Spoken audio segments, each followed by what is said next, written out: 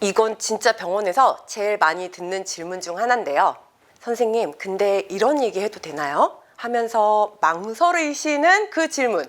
바로 여성 자유에 관한 얘기입니다. 근데 여러분, 잘못하면 정말 큰일 납니다. 쾌감을 얻기 위해서 한 작은 행동들이 염증이라던가 출혈까지 일으켜서 응급실로 직행할 수도 있거든요.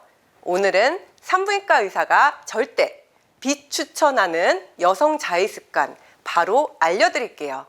첫 번째, 아무거나 이용하는 습관.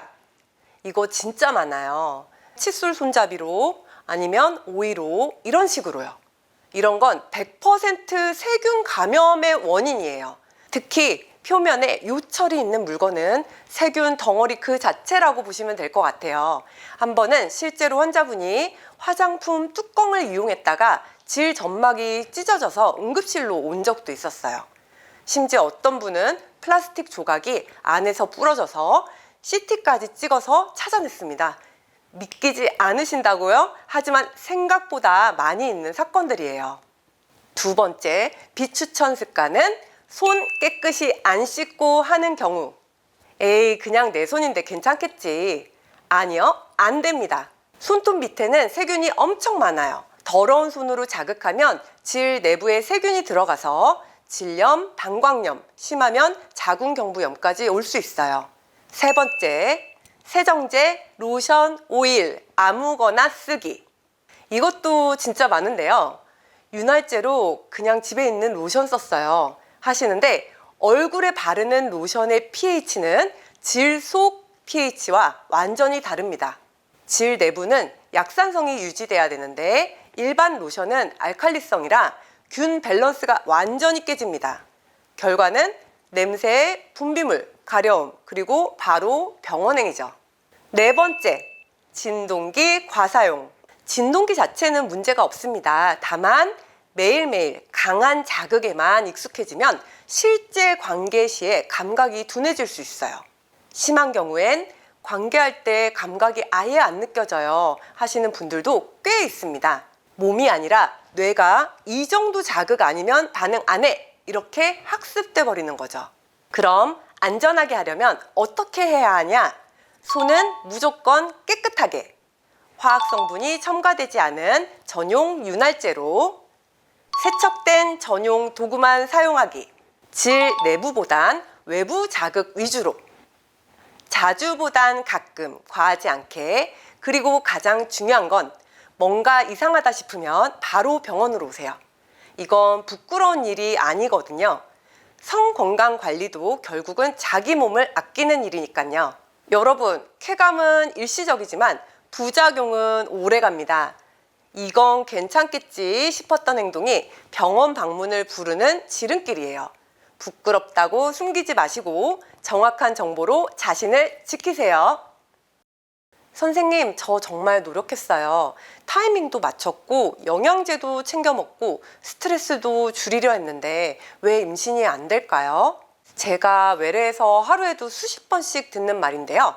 그런데 반전은 노력만으로 임신이 되지 않을 수도 있다는 겁니다.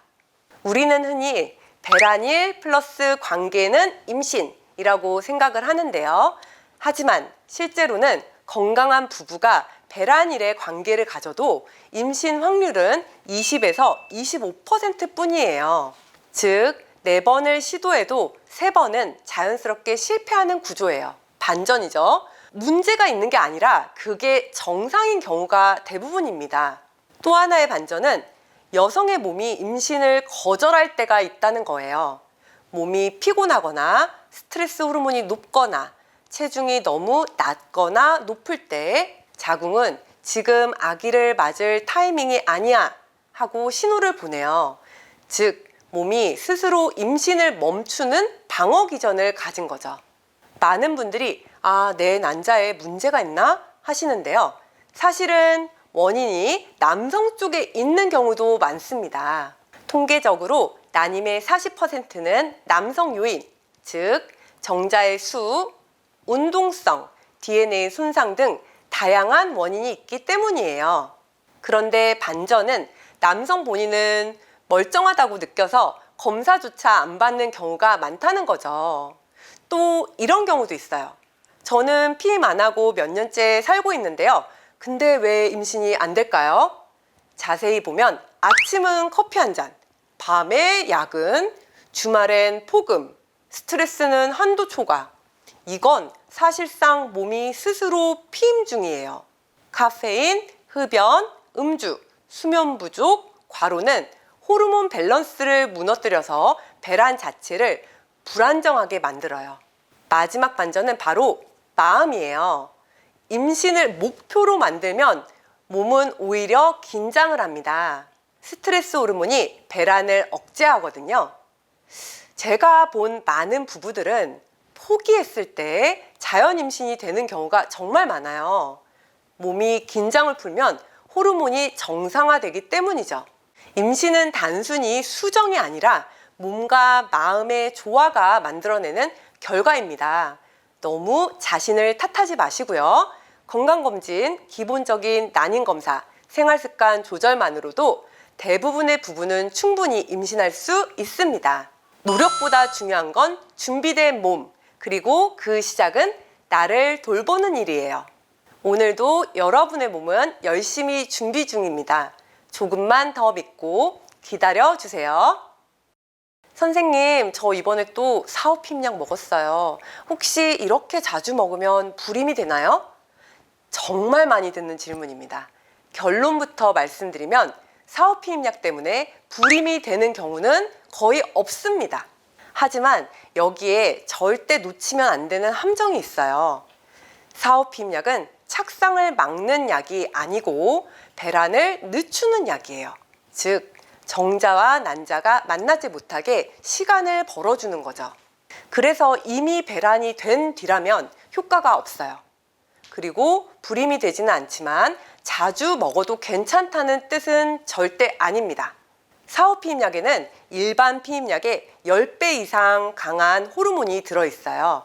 이걸 반복적으로 복용을 하게 되면 호르몬 균형이 깨지고 생리 주기가 엉망이 되죠. 즉, 몸이 일시적으로 혼란 상태에 빠지는 거예요. 그래서 사오피임약을 자주 먹으면 우리 몸은 임신했다가 안 한 것 같은 착각을 반복하게 됩니다. 그래서 결국 배란이 불규칙해지고 피부 트러블, 부종, 가슴 통증, 그리고 심하면 무월경까지 생길 수 있습니다. 이럴 때 병원에 안 오면 진짜로 배란이 멈춰버려서 결국엔 임신이 어려워지는 경우까지 생길 수도 있어요. 정기적인 피임법을 쓰지 않으면 몸은 계속 스트레스 상태에 놓이게 돼요. 일반 피임약은 호르몬을 안정적으로 유지해서 배란 자체를 막고, 반면 사오피임약은 이미 불안정한 시점에 호르몬을 강제로 조절하는 거예요. 그러니까 두 약의 개념이 완전히 다른 거죠. 만약 필요한 상황이라면 사오피임약을 먹는 것보다는 정기적으로 경구피임약을 꾸준히 먹는 것을 추천드립니다. 여러분, 사오피임약은 응급 상황용이에요.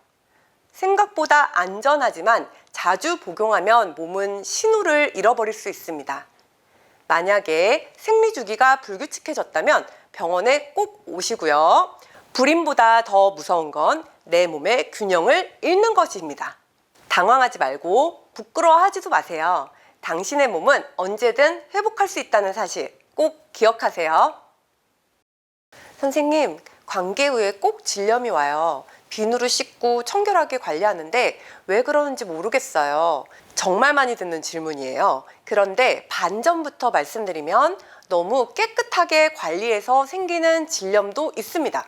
많은 분들이 질염을 세균이 들어와서 생긴 병이라고 생각을 하는데, 여성의 질에는 좋은 세균인 락토바실러스가 살고 있어요. 이 균이 질의 산성도를 지켜주고 나쁜 세균을 막는 역할을 합니다. 그런데 강한 세정제, 잦은 세척이 오히려 좋은 균을 다 없애버리고 나쁜 균이 자리 잡는 환경을 만들어버리는 셈인 거죠. 그리고 성관계 후에 질염이 생기는 이유는 나와 파트너의 몸에 있는 세균의 종류가 다르기 때문인데요. 남성의 피부, 손, 정액에는 약간의 알칼리성이 있고 여성의 질은 산성 환경이에요. 그러다 보니 이 둘이 만나게 되면 잠시 산도가 바뀌게 됩니다. 그 순간 좋은 균들이 약해지면서 나쁜 균들이 번식할 기회가 생기는 거죠. 그럼 깨끗이 씻으면 되겠네요 라고 생각하실 것 같은데요. 하지만 반전이 있습니다. 비누, 바디워시, 심지어 여성 청결제도 pH가 높으면 질내 환경을 더 알칼리화 시키게 돼요. 그게 바로 질염의 완벽한 조건이 되어버리는 거죠. 특히 성관계 직후에 씻으면 좋은 균들이 완전히 쓸려나가 버리거든요. 그리고 치료했는데 또 재발해요 라고 많이 말씀하시는데 그 이유는 파트너가 함께 치료받지 않았기 때문이에요. 남성은 대부분 증상이 없지만 세균을 보균할 수 있어요. 그래서 여자 쪽만 약을 쓰면 다시 돌아올 수 있는 거죠. 그럼 어떻게 해야 할까요? 첫 번째, 관계 전후 세정은 물로만 부드럽게. 두 번째, 청결제는 pH 4에서 5 약산성 제품으로 사용하기. 세 번째, 관계 후 바로 소변을 보기. 이는 요도염 예방 효과가 있습니다. 네 번째, 프로바이오틱스나 요구르트 섭취로 좋은 균 보충하기. 마지막으로 질염이 반복된다면 파트너도 함께 검사하기. 작은 습관 하나로 질염 재발을 크게 줄일 수 있습니다. 질염은 부끄러운 병이 아니에요. 몸이 균형이 깨졌다고 보내는 신호라고 보시면 될 것 같아요. 청결보다 중요한 건 균형입니다. 너무 깨끗하게, 너무 자주 씻지 마세요. 당신의 몸은 스스로 지킬 힘을 가지고 있다는 사실 꼭 기억하세요.